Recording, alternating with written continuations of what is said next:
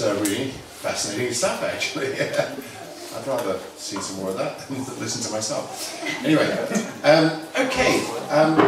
I wanted to just take us on a little bit from where we ended in the previous session, and we began to think about, well, how do we respond to a situation like this? So let's just, can we go forward a little bit? Next slide. So we're talking about mission in post-secular Europe. And I just want to remind you, give you a fairly large overview of where we have come from as we think about the missional conversation and where we're going to.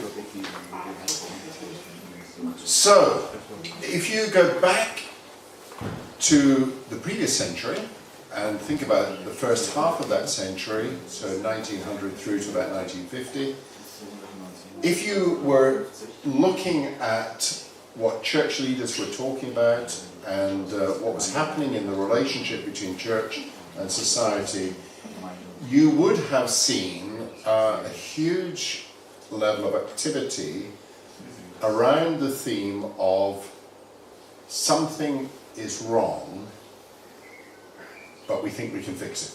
Something's wrong with the church and its relationship to society. And that manifested itself in all kinds of different ways in the different nations of Europe, depending on their social situation, depending on their political situation. There were quite different manifestations. But all across Europe, there were conferences which essentially had the theme, Christendom is broken, we need to fix it, we need to mend it. Christendom is broken, we need to mend it. Okay, well, let's take us now to the 1950s, and there's a strange thing happened in the 1950s after the war had finished. In just about every European nation, and also in other Western nations, in North America, Australia, New Zealand, church attendance rose quite significantly through the 1950s. Huge responses to crusade evangelism, emphasis on traditional family values. The theological colleges were full, people wanted to be church leaders, and if you had been a church leader in the 1950s, looking at that situation, remembering that for 50 years you were trying to fix Christendom, what would your thought be? Inevitably you would think, we've succeeded. Christendom has been fixed. Look around us, look at all the evidence. Things are going really well. And then the 1960s hit, and we discovered, actually, this was just a blip. This was just a strange decade that hides what is really going on under the surface. And the 1960s, in fact, come as a huge shock to the church all across the Western world. It becomes clear now what is at stake. It wasn't that Christendom was broken, it is that Christendom has ended. Church and culture are going in completely different directions. That was a huge shock. And we spent probably the last part of the 20th century, next slide, the 1970s through to the year 2000, asking a different kind of question. Church leaders have been asking the question, is it possible for the church to survive or to grow in Europe at all? And there's been, in that period of time, there's been a kind of fixation with models, methods, and often looking to North America for answers in terms of how do we respond to this situation? And the kind of conclusion, if you go to the year 2000 and ask church leaders, well, what have we concluded from the last 30 years? The answer would be something like this. We figured out that we can survive, but we're going to be a minority. We're going to be on the fringes of society. We're not going to be in the main places of influence. We're not going to influence the public square and the public debate.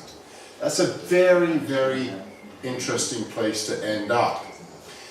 Now, I suspect that what's been happening since the year 2000 is that there's a different kind of question being asked. And the question now is actually what I would call the missional question, which is not can we survive, but it's much more can we reconnect with culture and imagination in terms of creating people movements. Now that's a much more interesting question, a much more challenging question.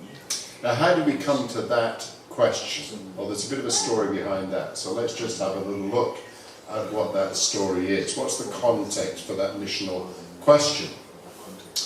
Well, probably it goes all the way back to somebody called Leslie Newbigin.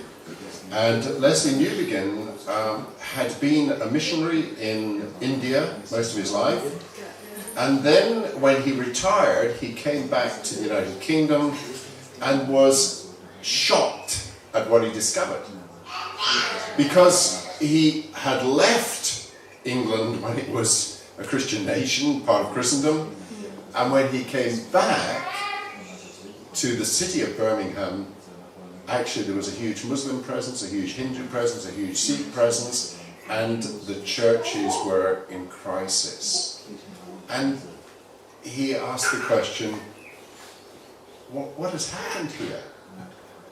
And so he began to ask some very interesting questions, and the first conclusion that he made was simply this: you who are in England are asking the question, how do we cope with the absence of faith?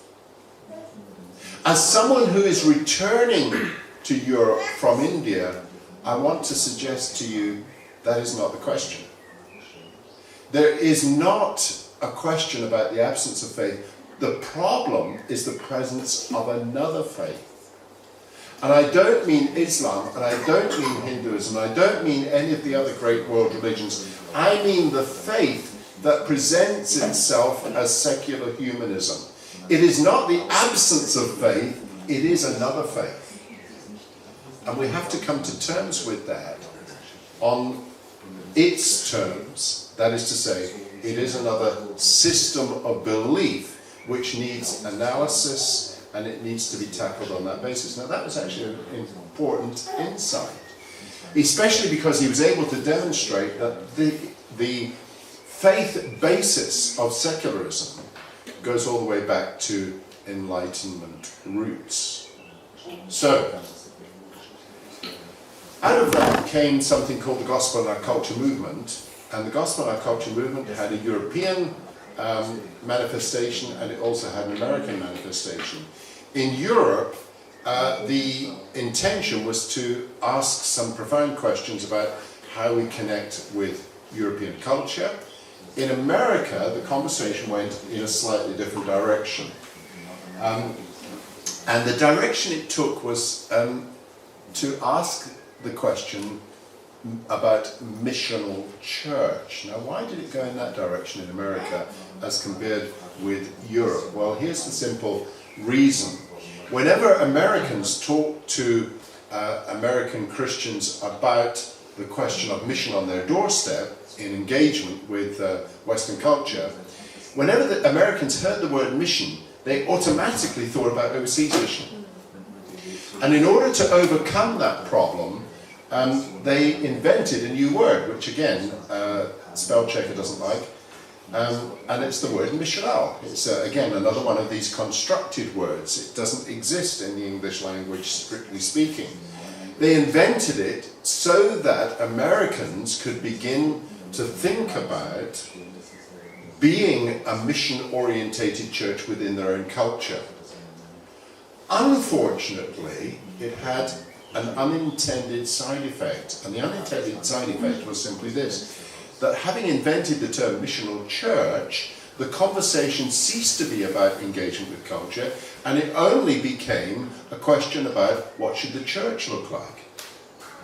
Until eventually those who'd invented the term started to shout and scream and say, the church is not the issue. The issue is not, can we come up with a perfect model of church in order to do mission, which we can't. The question is, how do we do mission? Now that's actually a very different kind of question. Now interestingly enough, that's the question. Let's move on a couple more. The question that we've been asking in Europe is precisely that question. Not what is the church going to look like, but how do we do mission? That's what I found so encouraging about those two previous presentations. These were people who are engaging as practitioners in the business of mission, because that's how we're going to learn what the church might look like, by actually doing mission. Okay, so in conclusion, what is missional? First of all, it's not a program. Secondly, it's not a particular model of church. It's a way of thinking about our context. And I actually think the Roman Catholics are quite helpful to us in this situation. The Roman Catholics are talking about a new evangelization. And what they mean by that is that traditionally there was always a distinction between mission overseas and evangelism at home. And what the Catholics have begun to say is we're now in a new situation where actually the new evangelization is beginning to talk about Europe as a third space. In other words, it's not like a mission field in the traditional sense, but neither is it just a place where we do evangelism. This is a free fire zone now for the Catholics. Europe and the West is now a place of experimentation. No one knows what mission is going to look like, say the Catholics, in this third space. This is a place where we're all in it together, Catholics and Protestants, and we're beginning to create a space where we just have to learn how to do mission in ways that we've never done it before. It's a great place to be, this third space. What's it going to look like? Well, there's lots of clues, and I'm just going to leave you with one clue, which we'll pick up again this afternoon and again this evening. One of the people that I've really appreciated just recently is somebody who's a Jew and who is the political advisor to the Labour Party in the UK. And he's an interesting guy because he's been on a journey, and his journey started when he was an unbelieving Marxist studying economics in Italy. And while he was in Italy, he discovered Catholic social teaching, and as he was discovering Catholic social teaching, he suddenly realized that this made much more sense than Marx.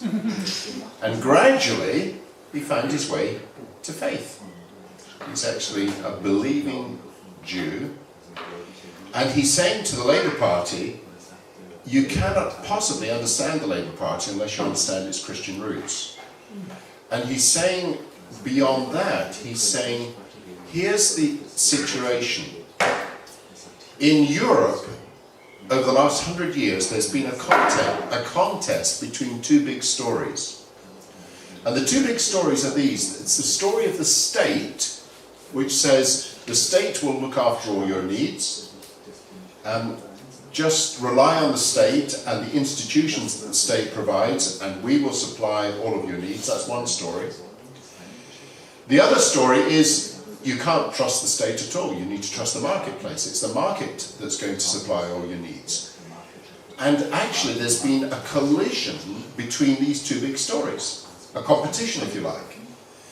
But not only a competition, he would argue, there's also been a collusion. Do you know what I mean by that word collusion? There's been a cooperation between these two stories because they actually need each other.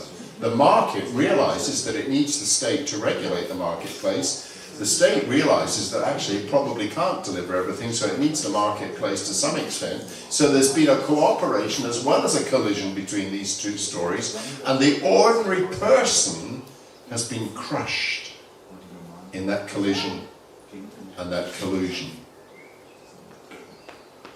And what he's arguing for Lord Glassman, his name is, Maurice Glassman, what he's arguing for is mediating spaces in which we can begin to discover new places between these two stories where we can figure out what it means to be human.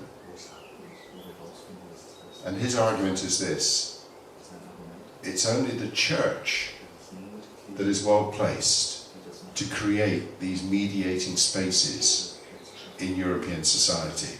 That's a fascinating place to begin with the task of mission. We'll explore that a little bit more this afternoon and this evening.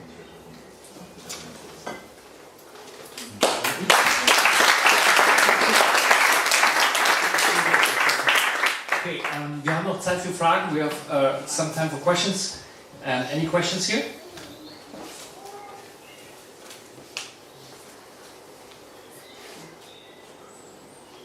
Questions at this point? I guess not. Yeah. Yeah. So Martin is going to be around. If you want to talk to him, definitely sit next to him at lunch and get some feedback or some additional information. Otherwise, we hear forward for looking for hearing from you this afternoon. Okay.